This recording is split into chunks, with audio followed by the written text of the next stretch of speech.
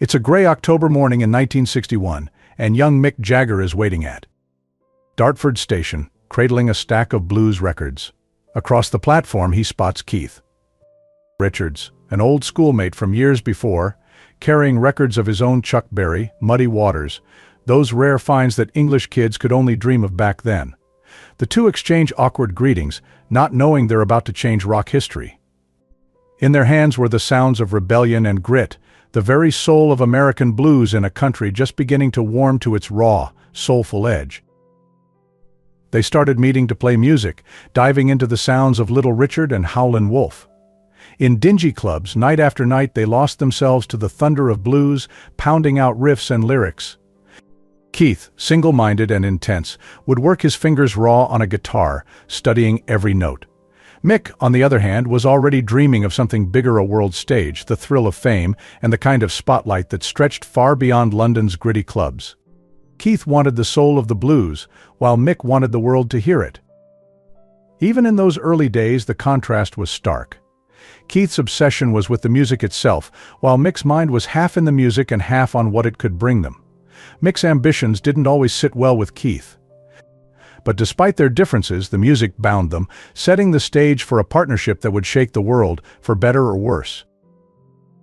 By the 1970s, as the Rolling Stones grew into one of the world's biggest bands, the first cracks in Mick and Keith's partnership began to show.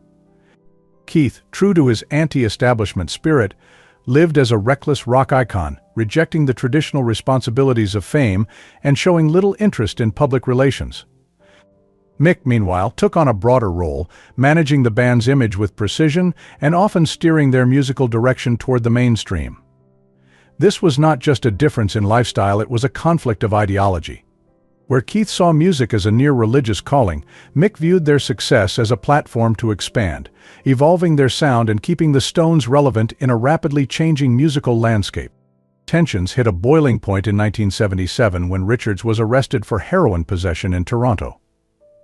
Mick, furious, felt Keith's escalating drug problems jeopardized the band's hard-won reputation and his efforts to polish their public image. Richards' heroin habit symbolized the growing gulf between them. While Mick kept the band on track, Keith was spiraling. It wasn't just the drugs, it was the sense of betrayal Mick felt, as though Keith was willing to throw away everything they had built for the thrill of living on the edge. By the 1980s, a wall of unspoken resentment had built between them.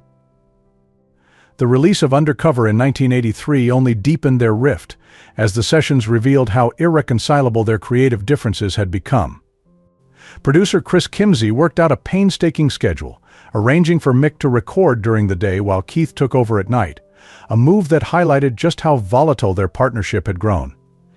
Each man felt stifled by the other, and neither was willing to compromise.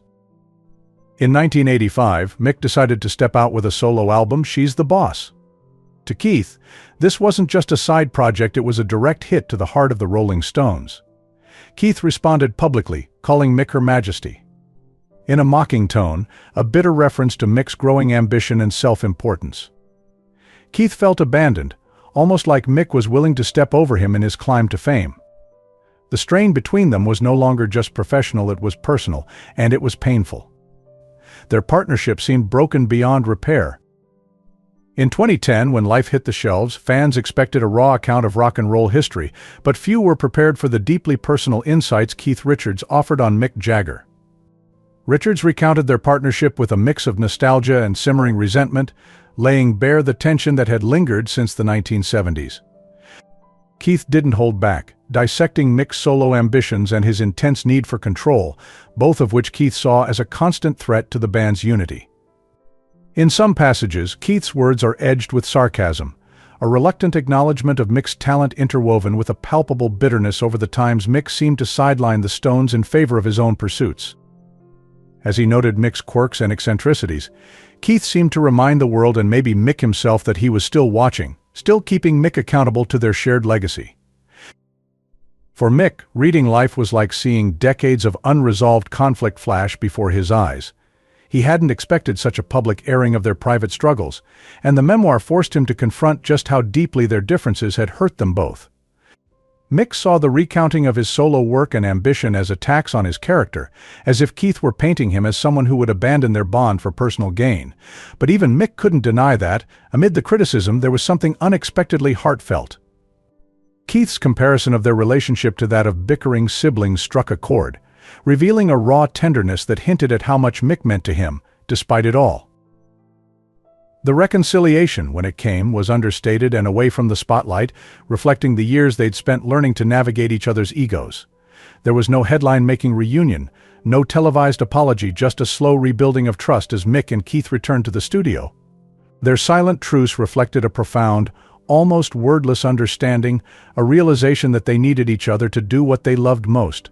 Together, they reconnected not just as musicians but as people who had shared an extraordinary life journey, from the early days as unknown blues enthusiasts to icons of rock. Every recording session became a way to reconnect, a space where past tensions melted into harmonies and riffs. In some ways, life was the outlet Keith needed to let go of the grievances that had accumulated over decades.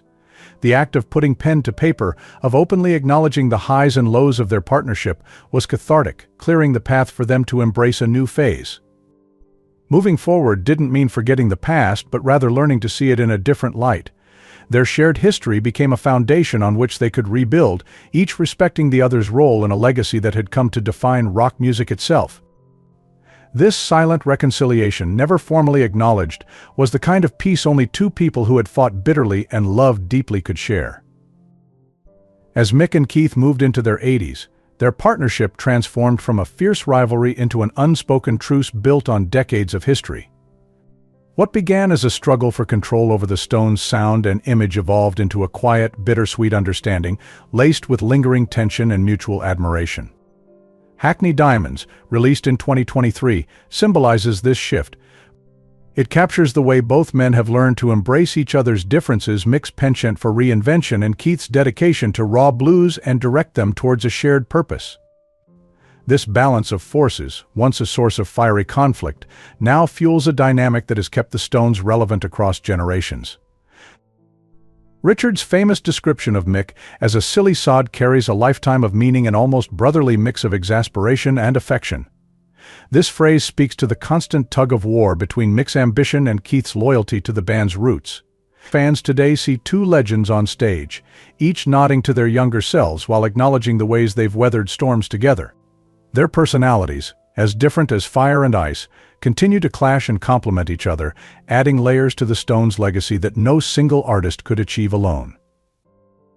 After decades of collaboration, Mick and Keith communicate in subtle, almost telepathic ways that only two people with such a storied past could share. Their onstage interactions reveal not just musical harmony but a history marked by high-stakes arguments and profound, if unspoken, camaraderie. When they share a smirk or a quick nod, they're reliving shared memories that shaped not only their music but their personal journeys. From the packed stadiums of the 60s, where their bond was born, to private studios where they often worked in solitude, each look they exchange holds a trove of memories. Richards once compared their relationship to a marriage that could never fully break, likening their enduring bond to a silent contract born from years of shared victories and losses. The onstage chemistry they display today, though tempered by age, is charged with a continuity that fans cherish. For those watching, their performances serve as a reminder of the journey they've been on, an epic story of rock and roll's power to unite and divide. It's the kind of chemistry that goes beyond music, offering a living portrait of resilience for fans who have grown alongside them. When Mick and Keith released Hackney Diamonds, it wasn't just a new album, it was a tribute to their origins, a return to the music that first brought them together. The record exudes the raw energy of two rebellious artists, seasoned by years of experience yet fueled by the same youthful spirit that had them scribbling song ideas in a tiny Dartford apartment in the early 60s. Together they stand as both living history and active creators, proving that while time may dull some edges, it can also forge deeper connections. Unlike other bands that fractured beyond repair, Mick and Keith have learned to channel their differences into unity, letting their shared past ground them while they explore new creative territory. To witness them on stage now is to see rock and roll's history live before your eyes. Their reunion, marked by a rekindling of their early artistic spark, isn't just a nostalgic nod to their origins.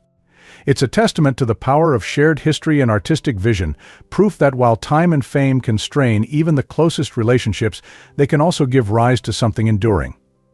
For longtime fans, every performance is a celebration of resilience. With each song, Mick and Keith honor not just the music they've made, but the rocky, transformative path they've walked together, cementing a partnership that has transcended friendship to become a monumental force in rock history.